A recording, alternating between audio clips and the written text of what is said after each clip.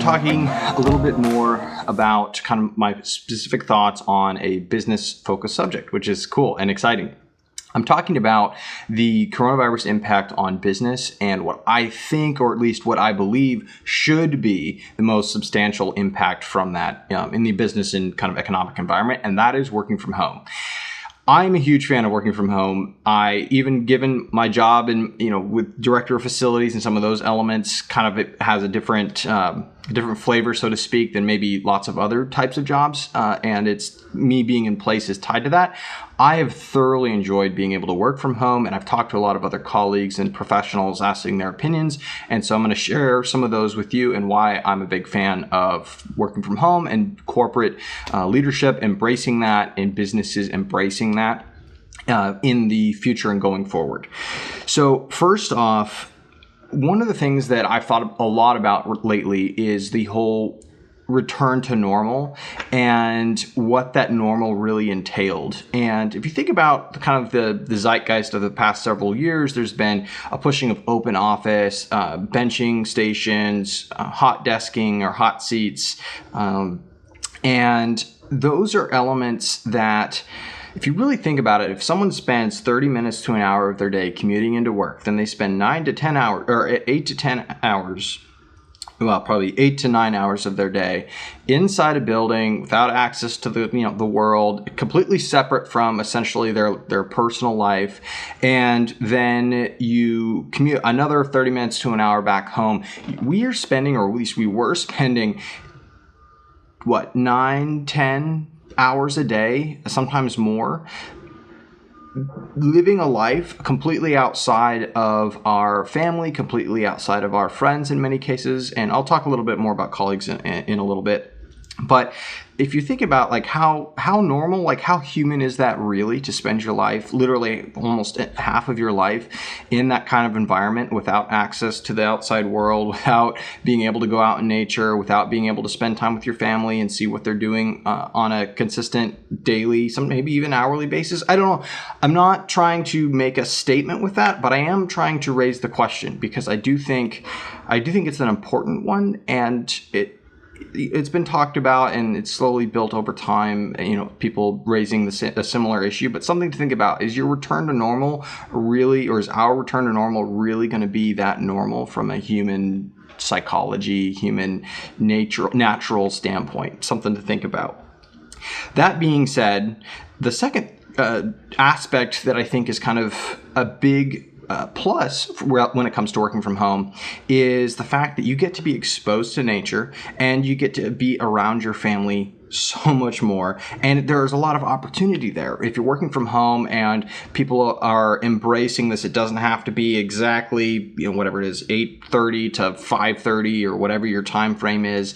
And they're embracing the fact that, hey, if it's nice outside, it's okay to go for a run in the middle of the afternoon for 30 minutes, shower, and be back in place. If you have Zoom calls or whatever it is, right? There's a lot of freedom there, and you get a lot of your time back in being able to create that kind of environment. Maybe someone in your family needs help. Maybe someone in your family, maybe one of your kids needs a conversation that you as a parent needs to be there for them, and you can't be there for them in kind of a typical normal work environment. So I can see both of those playing really positive aspects from just a personal health and familial standpoint. Something to think about when it comes to working from home. And again, I'm in favor of that. The third point is, as I've been talking with colleagues and professionals, one of the things that's been really fascinating is that what is productivity, and what people have noticed, which is assuming that the employee's job can be done fully remotely. It obviously depends on the industry and on the specific position, but assuming they can be, what they've noticed is productivity has remained the same, or it has actually increased, which is amazing. Now, to some extent or another, people can certainly raise questions about maybe we're looking at a curve, right? We're kind of on a high right now, or people concerned about losing their jobs, maybe people concerned about that given the current environment, and that's understandable. And I think those are questions and components that should be taken into consideration when looking at this productivity trend line. But I think it's really interesting to note that it hasn't been all downhill, which has kind of been you need to be in the office so your manager can be looking over you. to some extent or another, we're seeing that isn't necessarily the case. And right from a community building standpoint, like, should that really be the case? Like, your employees should be engaged because they're choosing to be engaged, not inherently because they have a manager looking over them. Just, I think from a productivity, positivity, cultural point of view, I think that's important.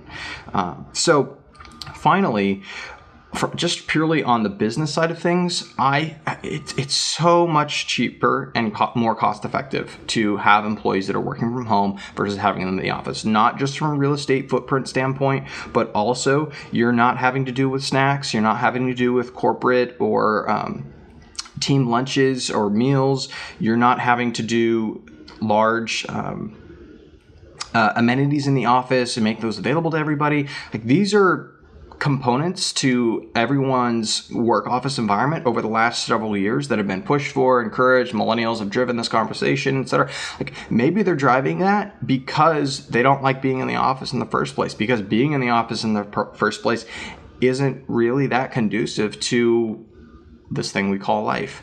And so to some extent or another, I think that work can be conducive to this thing we call life.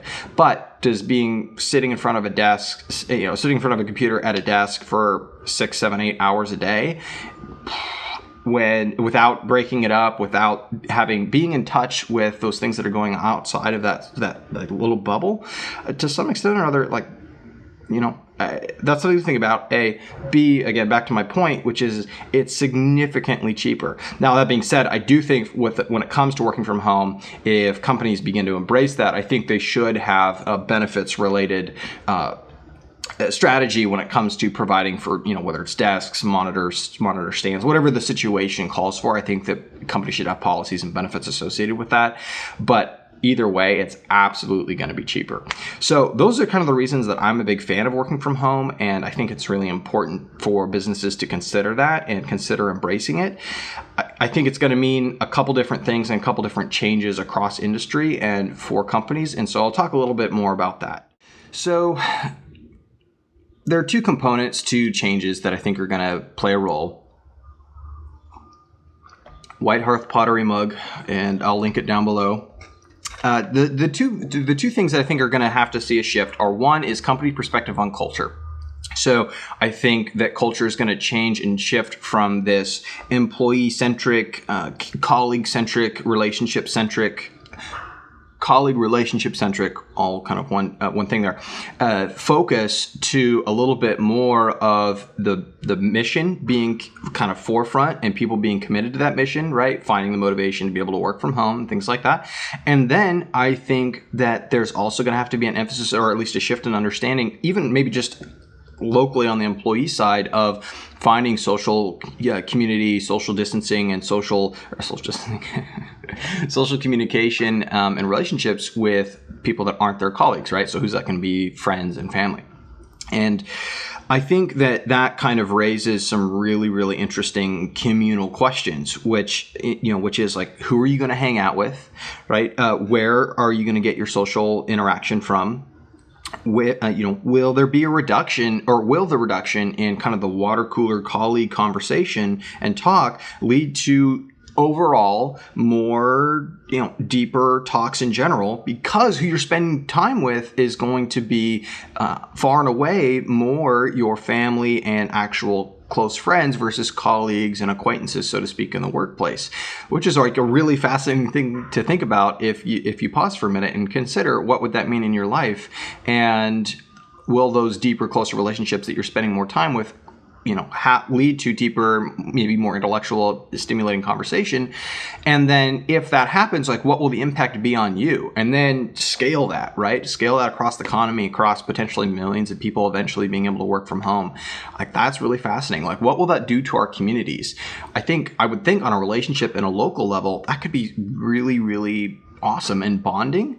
I think at the same time, I think it'll cause a lot of people to have to shift kind of where they are and what they're doing and how they think about how they conduct their life. Obviously, it's a completely different environment. That being said, I do want to note, right, we have seen escalating cases and trends with abuse in the home and things like that. And like, that obviously is terrible, and I would never want that for anyone. And I would hope that any individual who's choosing to work from home is pursuing a much better path and not being caught up in that, or maybe being a positive voice for it, depending on what the situation is. But I did want to note, I do acknowledge that that's a problem and something that communities will have to figure out. And whether, again, when I say community, whether it's family, whether it's friends and family, whether it's, maybe it's your church, your a general group that you're hanging out with, like whatever it is, like that's a problem, and that is absolutely gonna have hopefully solutions, and people are going to stand up for that. And it's something to be noted. I get that working from home isn't all just perfect, especially when it comes to community and relationships, because maybe those relationships are really bad. So I did want to throw that in there. On the business side, I think the industries that will be affected the most will probably be the travel industry and the kind of the more outdoors things to do industries. And the reason for that, right, is if you're working from home, you're going to have the opportunity to be able to take your family to the beach over the course of a week or spring break or whatever it is, right? Spring break, probably most families aren't a fan of that. But taking advantage of those kinds of opportunities, because you can sit and you can work from home, and your kids, your friends, whoever you're with, right, can then go out and take advantage of a sunny day on the beach or on the lake or whatever it is, and you have the freedom to be able to do that, where you wouldn't have that if you're required to be in the office, even if you could get the same type of work and amount of work done either way. Again, going back to that productivity standpoint, we'll have to see kind of how that averages out over time, but I can still see that absolutely playing a role, work from home absolutely playing a role in increasing both the travel industry and kind of the general outdoors activities industry. If it's sunny outside, right, and I have 2 hours that I don't have to do my particular project right now, maybe I postpone it for 2 hours, I go outside in the sun and go for a hike. I don't know, right? But something to think about. I think that in that, those are the kinds of opportunities that people could take advantage of in a really good, healthy, kind of personally optimized way that they can't take advantage of. And I could see that increasing over time as people become comfortable and find better and more organized and efficient ways of conducting their work from home life. Industry wise, and I think the one that will be the most affected though is absolutely going to be real estate.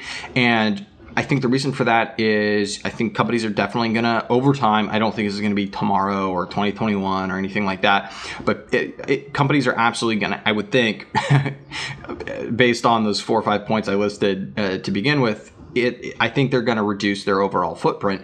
And I don't think that offices are going to go away or anything like that, but I do think that there is a strong justification for reducing office footprint. And the question then is well, what will that look like? I think because of a cost saving standpoint, I think it's possible we might see a lot more tailored office space. You can make your office maybe a little bit more unique, maybe a little bit more you, and when I say you, your company, right? You have the opportunity and the money to do that with a smaller space and fewer people in the space that you wouldn't have if you had to have double or even triple the space. So that is a way that I see real estate changing, maybe in the better. Like that could be really, I think that could be very stimulating for the office environment. For those that do go to the office, I think it'd be stimulating from an architectural and construction standpoint, project management standpoint, and even real estate professional and broker standpoint. The second thing is, will offices, this is just an idea, but will offices become more experiential, or will their environment become more experiential, right? Because if you don't have to go into the office to sit and work at your computer, then why are you going into the office? I can still see in-person meetings taking place in the office and in person, because I think that's a fundamental component to humanity, right? The handshake, there's a reason that it's held such a strong and integral role in our language and when it comes to our commitment to one another. And camera cut out. So to kind of wrap up what I was talking about, which is I think that in-person meetings and communication are still going to have a substantial role in business and how we conduct kind of all of our different economic related activities, I in relationship development, things like that. I do think that that's going to be in person because I think that's human of us, right? I think that that's natural. I think that that is a fundamental component or a function of how we interact as humans. So I think that that's going to stay.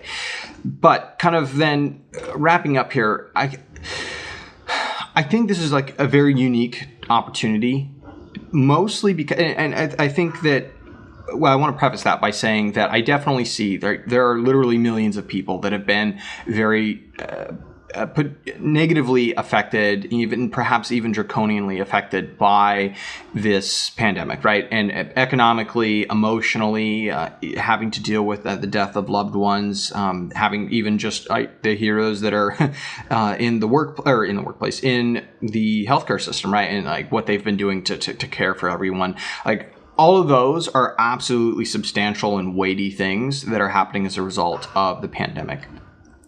That being said, the reason that I view this as a really unique opportunity in a positive way is we are given we've been blessed in this situation with having to deal and go through this pandemic for instance, in the US over the course of a few months. Not that the long-term impacts won't have years of implications, not that people won't be negatively affected for years, but like big picture, we're going to be having gone through this over the course of months versus the course of years or perhaps decades. And I think that that is amazing. We get to kind of have to suffer and hopefully then taking a moment to interact and deal with that.